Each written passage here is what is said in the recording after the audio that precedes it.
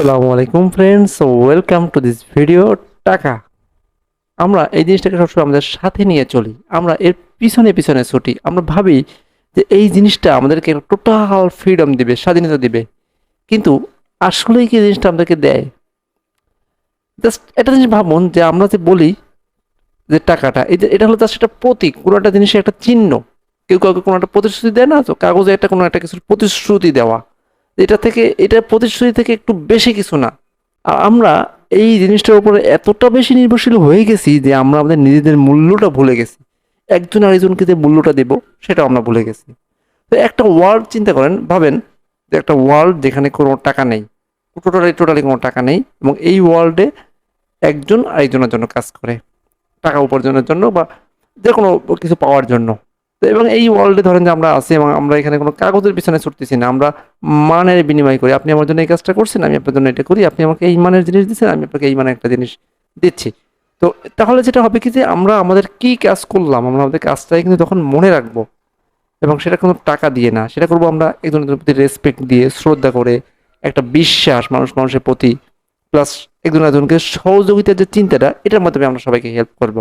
তো টাকাটা হলো জাস্ট একটা নোট, একটা কাগজ, একটা কোনো একটা কিছু, একটা চিহ্ন বানা দেয় অনেকের সময়, অনেকে ওয়ালে দাগ কেটে কোনো একটা কিছু রাখে। তো এই টাকাটা হলো জাস্ট একটা এরকম একটা কিছু স্মারক বা চিহ্ন।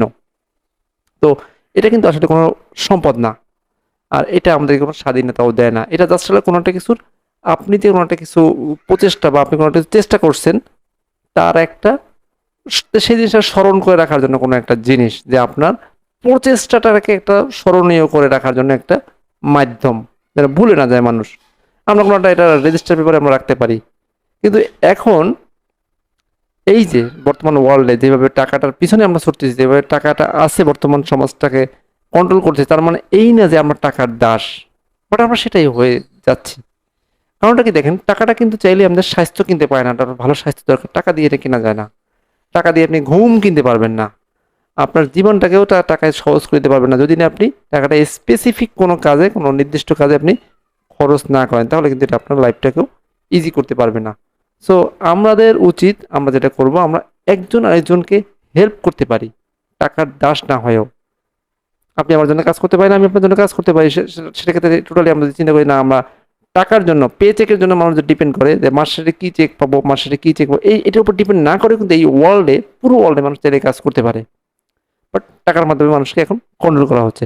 তো পরের বার যখন আপনি টাকার কথা চিন্তা করবেন, টাকা নিয়ে একটা কাজ করবেন, তখন নিজেকে চিন্তা করবেন, আমি কি টাকার জন্য কাজ করতেছি, না ওয়ার্ল্ডটাকে আর একটু ভালো করার জন্য, কারো একটু উপকারের জন্য আমি কাজ করতেছি। কারণ দিন শেষে আমরা কিন্তু টাকা বা আমরা নোট বা আমরা কাগজ না, আমরা কিন্তু মানুষ।